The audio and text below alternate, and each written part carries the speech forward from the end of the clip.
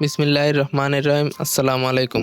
আমরা জীবনেও ভাবতে পারি না যে আমেরিকা পুরো মিডল ইস্ট থেকে তাদের জাহাজ, বিশেষ করে তাদের এয়ার রিফুয়েলিং ট্যাঙ্কার, সেটা আল হুদায়দ এয়ারবেস হোক অথবা কাতার অথবা অন্য কোথাও থেকে, ওখান থেকে উঠিয়ে ইসরায়েলে পাঠানো শুরু করে দিবে।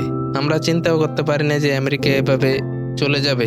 দেখুন এরকম কি হয়েছে যে আমেরিকা এভাবে চলে যাচ্ছে মিডল ইস্ট থেকে। দেখুন হলো এটা যে যদি আপনার কাছে এরিয়াল রিফুয়েলিং ট্যাঙ্কার না থাকে, তখন মনে রাখবেন যে আপনি যুদ্ধ লড়াই করতে পারবেন না, কারণ আপনি আকাশে যুদ্ধ করবেন, আপনার রিফুয়েলিং এর দরকার হবে। এখন হয়েছে এটা যে আমেরিকা বুঝতে পেরেছে যে আজকের রাত, কালকের রাত অথবা অন্য যে কোনো রাতে কি হতে যাচ্ছে তাদের সাথে। কুয়েত আর বাহরাইনে যেভাবে ইরান অ্যাটাক করতে শুরু করেছে গত 2 দিন আর রাত ধরে, ওখানে বেশি প্রবলেম হচ্ছে আর ওখানে অ্যাটাক হচ্ছে, আর এই অ্যাটাক থামানো যাচ্ছে না। আর এখানেই সমস্যা আর ইস্যু হলো এটাই যে এই অ্যাটাকগুলো থামানো যাচ্ছে না। আর সবচেয়ে বড় প্রবলেম এটা যে ইরানের মিসাইলগুলো আসে আর আমেরিকার বেস থেকে প্যাট্রিয়ট ডিফেন্স সিস্টেম, মিসাইলগুলো থামানোর জন্য ডিফেন্স সিস্টেম থেকেও মিসাইল মারা হয়। যখনই ডিফেন্স সিস্টেম থেকে মিসাইল মারা হয় তখনই ইরানের মিসাইল একেবারে শেষ সময়ে তাদের দিক পরিবর্তন করে ফেলে। আর যখন মিসাইলগুলো দিক পরিবর্তন করে ফেলে তখন এই যে থার্ড প্যাট্রিয়ট, এগুলো তো অনেক পুরনো ডিফেন্স সিস্টেম, তখন আর এই থার্ড প্যাট্রিয়ট এদের মিসাইলগুলো দিক পরিবর্তন করতে পারে না। আর এদের মিসাইলে কোনো ক্যাপাসিটি নাই যে ইরানের মিসাইল থামানো। মনে হচ্ছে ইরানের মিসাইলে কোনো এআই ব্যবহার করা হচ্ছে। অ্যাডভান্স টেকনোলজি আর একুরেসি অনেক ভালো আর ভয়ঙ্কর। আর আমেরিকাকে এখান থেকে অনেক মার খেতে হচ্ছে। আর আমেরিকা গত 4-5 দিন ধরে দেখছে যে ইরান তাদের ডিফেন্স সিস্টেমগুলা ধ্বংস করছে। প্যাট্রিয়ট, থার্ড, এগুলো ধ্বংস করে দিয়েছে ইরানে, তাদের সৈন্যদেরকেও মেরে ফেলেছে। আর আমেরিকা রাতে নিজেরাই অ্যাডমিট করেছে যে তাদের সৈন্য মারা গিয়েছে। আর এই যে চ্যালেঞ্জ আমেরিকার জন্য, এর থেকে আমেরিকা বুঝতে পেরেছে যে যা কিছু তাদের বেঁচেছে পড়ে আছে, যা কিছু, ওইগুলো কোনোটাই এখন আর সুরক্ষিত না। আগে কি হতো যে ইসরায়েল থেকে, ইউরোপ থেকে কিছু এনে এদিক ওদিক পাঠানো হতো, কিন্তু এখন আমেরিকা তাদের বেস থেকে সবকিছু নিয়ে ইসরায়েলে পাঠানো হচ্ছে।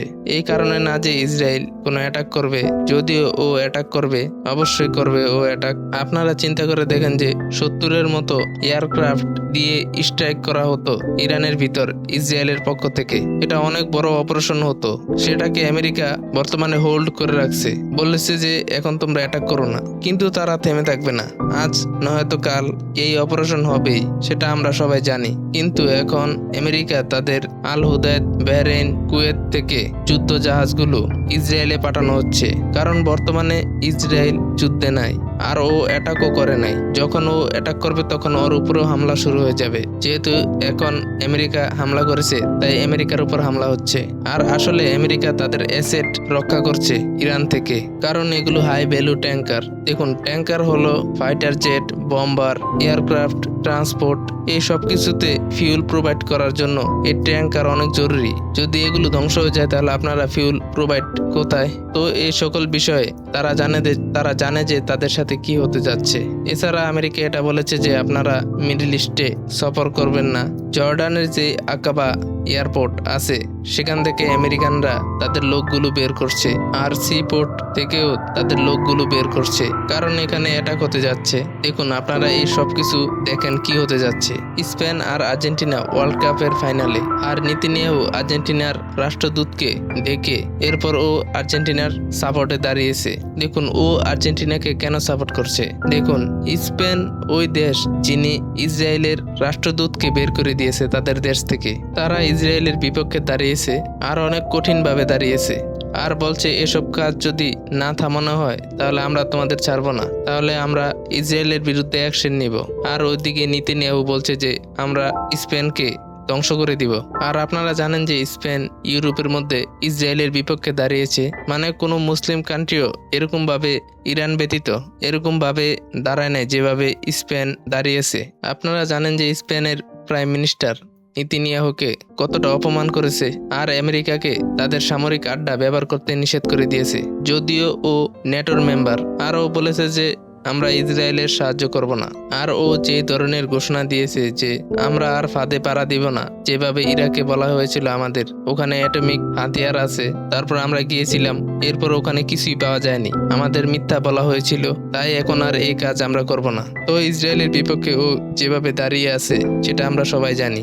আর আমরা এটা জানি যে মেসি কতটা ঘনিষ্ঠ ইসরায়েলের সঙ্গে, এজন্যই তো ইসরায়েল এতটা খুশি যে নেতানিয়াহু আর্জেন্টিনাকে সাপোর্ট করছে। সারা বিশ্ব ইয়েমেন, গাজা, ইরান যুদ্ধ দেখার পর সকলে বলছে যে আমরা তো স্পেনকে সাপোর্ট করব। তো স্পেনকে সাপোর্ট এখন দুনিয়ার অনেক বড় অংশ করছে। দেখুন এখানে আরেকটা জিনিস হলো এটা যে আমেরিকাতে অনেক বেশি ঋণ আছে, আর ওইদিকে চায়না অনেক বেশি পাওয়ারফুল হয়ে গিয়েছে। আর এখন আমেরিকা এই ঋণ কিভাবে শোধ করবে? ট্রাম্প এটা বলেছিল যে আমরা গোল্ড কার্ড বিক্রি করব, আর গোল্ড কার্ড বিক্রি করে প্রায় $50 ট্রিলিয়ন কামিয়ে নিব আমরা, আর আমিও লাখ লাখ ডলার দিব, আর $5 মিলিয়ন ন্যাশনালিটি বিক্রি করব আমরা, আর ধনী লোকেরা এই ন্যাশনালিটি নিবে, এরপর আমাদের জন্য সুবিধা হবে। এরপর এই গোল্ড কার্ড লঞ্চ হয়েছে, তারপর কেউই নেয় নাই। পরে জানা যায় যে একজন নিয়েছে, আর বলা যায় না যে ওই লোকটা তাদেরই লোক ছিল, হতে পারে। তো এই প্রজেক্ট ফেল হয়ে গিয়েছে। তো এখন কিভাবে ঋণ পরিশোধ করবে আমেরিকা? তো তাদের কাছে আরেকটা অপশন আছে, যেটা তারা ভাবছে যে আমরা যদি তেল, গ্যাস, গোল্ড আর রেয়ার আর্থ মিনারেলস যেগুলো ইরানে আছে সেগুলো নিজেদের আয়ত্তে নিয়ে নেই, অথবা আমরা লুট করি ইরানের তেল, গ্যাস আর গোল্ডের উপর। আর ট্রাম্প 2 দিন আগে বলেছে যে না আমি 90% নিব, না 95 ভাগ, আমি 100 ভাগই ইরানের তেল, গ্যাস আর গোল্ডের উপর দখল দিব। তো আপনারা বুঝে নিন যে এই সকল পরিস্থিতিতে এদের রিসোর্সেস তারা লুট করতে চাচ্ছে, আর এগুলো বিক্রি করে তারা তাদের ঋণ পরিশোধ করতে চায় আমেরিকা। দ্বিতীয়ত, ইরান যদি এখানে সাকসেসফুল হয় তাহলে আমেরিকার ডলারের অনেক বড় বিপদ, তারা এ নিয়েও চিন্তিত। দেখুন ইরানের ইকোনমি স্টাক হয়ে আছে 1980 থেকে, তাদের কাছে 9.5 কোটির মতো লোক আছে, আর তারা অনেক বেশি বুদ্ধিমান। আর আপনারা এটা মনে করেন যে তারা $ট্রিলিয়নস ইকোনমির উপরে বসে আছে। যদি আমেরিকা এখানে যেতে পারে তাহলে আমেরিকা অনেক কিছু পাবে, আর তা দিয়ে আমেরিকা তাদের ঋণ পরিশোধ করবে। আর এজন্যই ট্রাম্প চেয়েছিল যে আমরা খাক আইল্যান্ডে যাব, এখানে যাব, ওখানে যাব, এটা করব, ওটা করব, আর এই ধরনের তামাশা ও করছে। আর এখন চ্যালেঞ্জ এটা যে আমেরিকা এই পুরো খেলায় ধ্বংসের দিকে যাচ্ছে, আর দুনিয়া এই ধ্বংসগুলো ফেস করছে। আর একটা জিনিস খেয়াল করেছেন যে আপনারা, আমেরিকার পাশে এখন আর কেউ নাই, আর আমেরিকা অনেক বেশি পরিমাণে তাদের ফিউল ট্যাঙ্কার, এয়ারক্রাফট এগুলাকে উইথড্র করছে মিডল ইস্ট থেকে, আর এটা প্রথমবার হচ্ছে। আর আমেরিকার অ্যাওয়াক্স এয়ারক্রাফটকে ইরান অ্যাটাক করেছে, আর 2 দিন আগে ব্ল্যাক হকস এয়ারক্রাফটকেও অ্যাটাক করেছে জর্ডানে। তাহলে ডিফেন্স সিস্টেম তো সব ফেল হয়ে গিয়েছে, তাহলে এখন কি করবে আমেরিকা?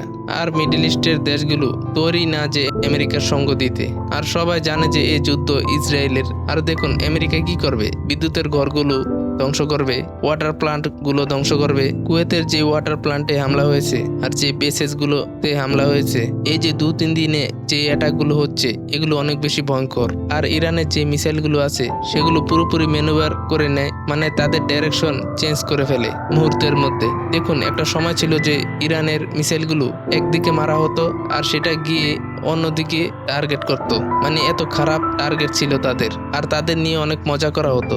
আর আজকে যদি আপনারা দেখেন, আর ওদিক থেকে আমেরিকার প্যাট্রিয়ট ডিফেন্স সিস্টেম মিসাইল মেরেছে এক সাইড দিয়ে, আর ওদিক থেকে ইরানের মিসাইলগুলো মুহূর্তেই ওয়াই সাইড দিয়ে চলে যাচ্ছে নিজেদের টার্গেটগুলো পূরণ করার জন্য।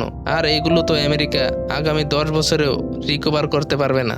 আর 10 বছরে ইরান কোথায় থেকে কোথায় চলে যাবে সেটা তো আপনারা ভালো করেই জানেন। পলিপ্লিক্স চ্যানেলকে সাবস্ক্রাইব করতে ভুলবেন না। পরের ভিডিওতে দেখা হবে।